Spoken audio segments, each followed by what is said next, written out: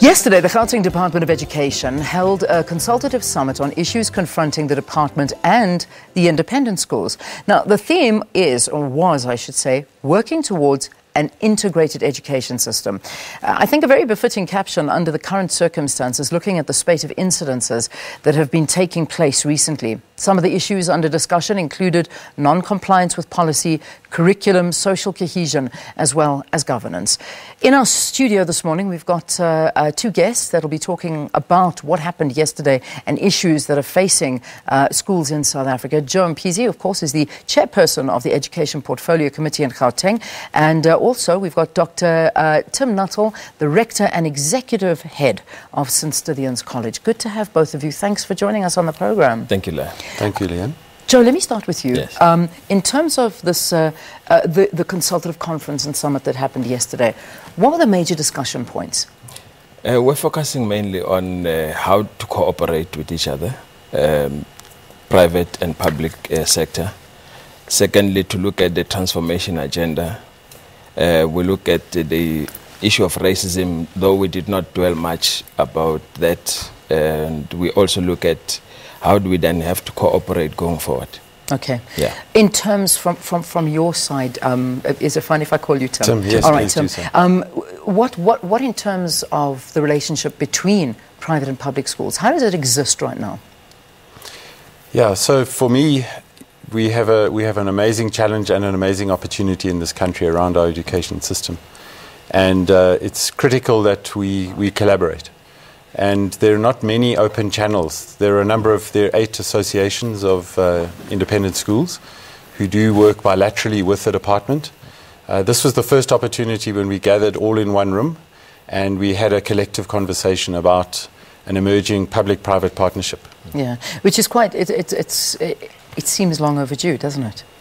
Absolutely, yeah. Absolutely.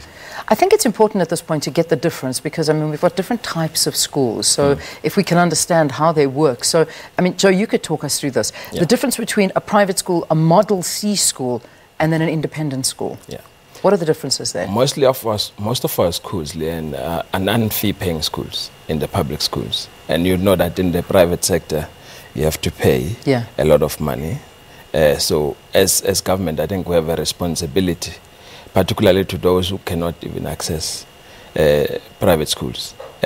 One of those is to make sure that we provide all the basic needs of the young people who are actually registered in our schools. Part of that is to make sure that as a department and as government, we provide the conducive environment for them to learn. That's our main issue. You know, in the private sector, it's different. And yesterday, Tim and other colleagues gave us a different scenario. And you can see the gap between the private and the public sector that is worrying us. That's why it's important to have a collaboration between the private sector and the public sector.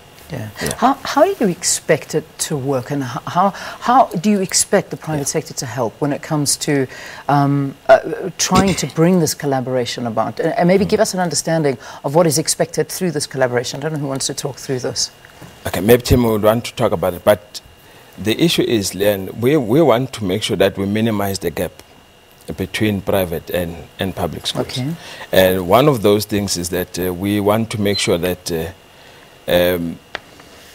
the things that are happening that are good in the public schools can also be inculcated or used in the private schools, vice versa as well.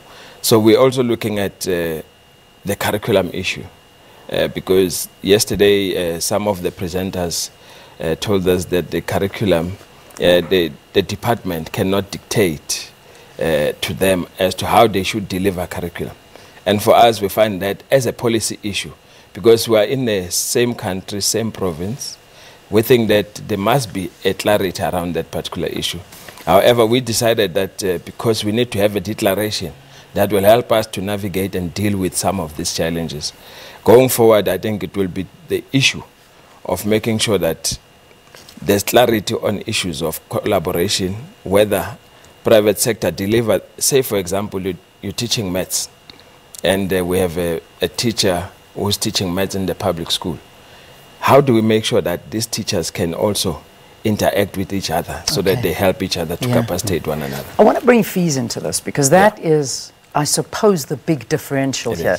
You spoke about public schools being free, that anyone can access them. That is your right to go and get it. That's correct. Private schools, however, and I know that Stithians is one of the most expensive schools in the country, there is a major fee difference here, and you're paying for these teachers, you're paying for this education, you're paying for your child to hopefully get a better boost in life. Now, how do you mix the two when you've got parents that are paying these fees and now they're not getting 100% of the attention that they're paying for? How do you balance this?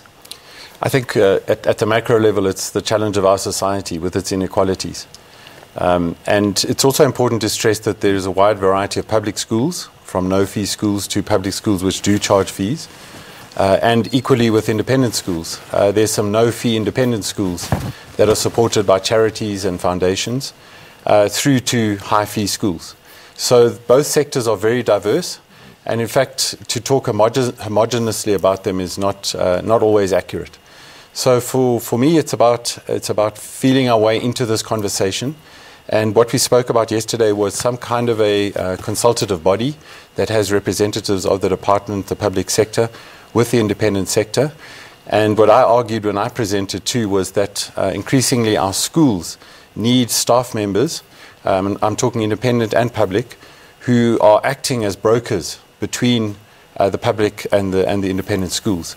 Because we're down the street from each other, or we're in close proximity, but we don't have mechanisms for interacting, for sharing best practice, for sharing a common vision of what we want to achieve in educating citizens for this country. Yeah. I want to also touch on the issue, and I know that you said you came, the topic did come in discussion, and that was on racism. It obviously didn't sound like you dwelt on it too much. Although the incidences that we've been seeing lately, I think that should have been a major topic that needed to be dealt on quite a lot. What came up in the conference, and then we'll dig into it. I want to go back quickly to that issue of the fees. I think the MEC yesterday raised this issue.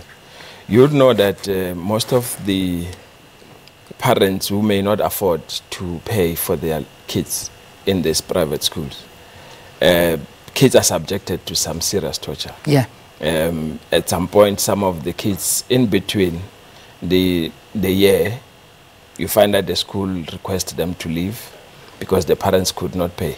We think that it's a constitutional issue, which we have requested the private sector to look into that the kids must not be punished because the parents are not affording to pay. If you may find that a parent was employed, now we have challenges of economy, one parent or two loses the job, and the child is in that private school, and you're subjecting that child not to continue with that current year, we feel that is unfair. We think that the private sector must look at that.